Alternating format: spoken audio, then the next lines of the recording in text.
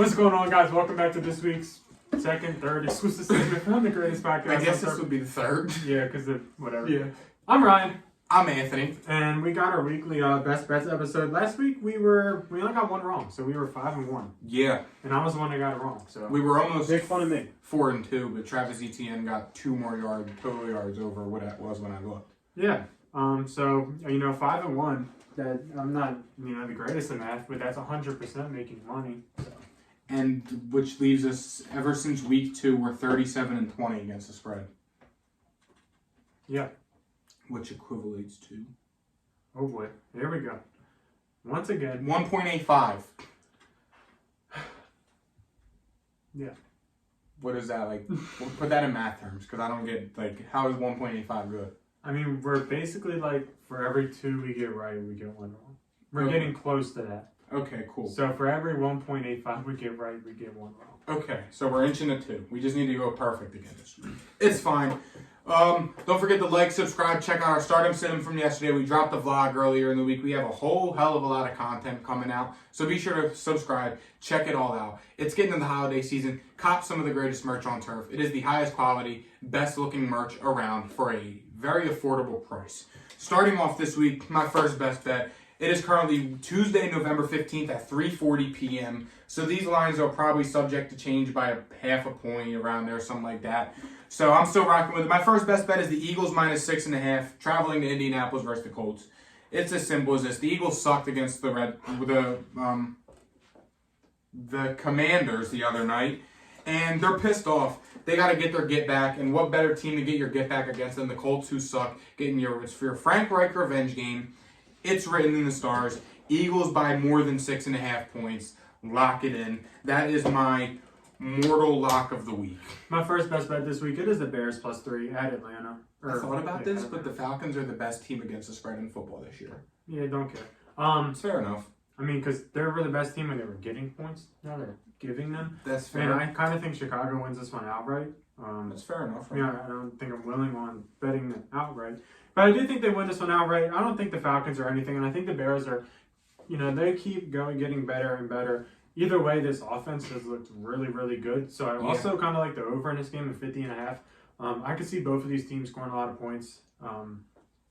It's really just as simple as this. I think the Falcons, I don't think they're a good football team. I don't know how they're still hanging in there. I think that at some point we will see Desmond Ridder. I think it's coming because Marcus Mariota sucks. He sucks, but for some reason he still has the Falcons in the hunt. Yeah, I don't understand. Because their defense ain't good either. Yeah. I like the Bears on this one. I also like the over 50.5. I think the Bears are ascending. The Falcons are declining. So that's what I'm going with here. And my second best bet of the week, this was my mortal lock before I found out that they were possibly expecting 2 feet of snow in Buffalo this weekend. That is the Cleveland Browns versus Buffalo Bills going under 43.5 points. Unless it doesn't snow. Yes, if it doesn't snow, I'm slamming and locking the over, and that is my personal mortal lock of the week. But if this game does end up getting more than an inch of snow, I'm saying slam the under. Why the hell not? Why would you? I mean, we saw how the Bills played in the freezing cold last year against New England. They got gunned down. Yeah. So if this game doesn't snow, slam the over. That's my lock of the week. If it doesn't snow, my lock of the week is this game going over. Because the Bills the Browns are the best team in terms of over-under in the league this year. I think they're 7-2-1 going over in games this year.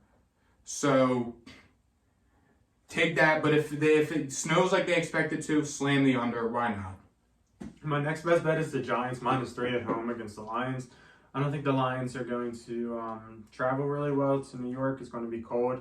And the Giants are playing for something. The Giants are, 7-2? 7-2? Yeah. They're one of, one of the best teams in the NFC in terms of record-wise, for sure.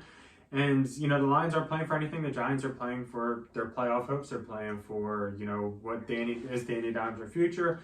They believe that they have a good squad there. They believe that their coach is a good coach, and they believe that they can make some damage. And I think they're going to feed the ball to Saquon Barkley, and I think that he can have a lot of success success against the Lions. So yeah, I like the Giants -3. I think that they beat the Lions pretty easy. The Lions aren't playing for anything, and the Giants are. Yeah. In my final best bet of the week, the prop isn't out yet, but it is Kyler Murray over passing and rushing yards on Monday night against the 49ers. This week, again, this is fully reliant that he plays. Yes, he has a banged up hamstring, but in his career throughout 5 games against the 49ers, he has just shy of 270 rushing yards over 5 games. He has put up a 90.7 passer rating with 1,100 yards, 6 touchdowns, and 2 interceptions in 5 games against the 49ers. He seems like, from looking at it and like from looking at the scores of these games, he's only 2-3 against the Niners in his career, but he's a 49er killer. He always does good against them. He throws the ball around the yard. He runs all around the field. He makes explosive plays. He's got his boy DeAndre Hopkins back. Rondale Moore's emerging on the scene. They did just lose Zach Ertz, so that kind of blows. It seems as though that they're trying to get James Conner more involved, which is only going to help keep Kyler involved. So I know it's a tough game. The 49ers have a tough defense, but no matter how tough their defense has been, Kyler Murray has still always found a way to do good, to put up a lot of yards, to throw touchdowns against the Niners. So I'm saying take Kyler Murray over total yards. I'm also taking the Broncos -2.5 at home against the Raiders. I think that the defense is going to get the Raiders fits. I mean, Derek Carr was crying in his presser. The Raiders are imploding. Poor guy, man. And the Broncos, they have a really solid defense. They have a really solid defensive line. Solid secondary. I think that they're going to get the Raiders fit. And I got the Broncos winning at home. Ryan taking the Broncos. I never thought I'd see the day. The only day I'd take them is when they're playing the Raiders. Touche. Or the Jaguars. And it lined up. So, give me the Broncos. And definitely a lock of the week. What's your lock of the week? Mine's the Eagles -6.5. I probably like the Giants -3 at home. And there you go. There's our Mortal Locks of the week. Like, subscribe. Hopefully you guys make some money. I know we're making money. The boys are up big in this shit. Again, 37-20 against the spread since week 2. Thank you guys for watching. Don't forget to check out all our other content from earlier in the week, and we'll see you guys tomorrow with our game predictions. See you. Peace.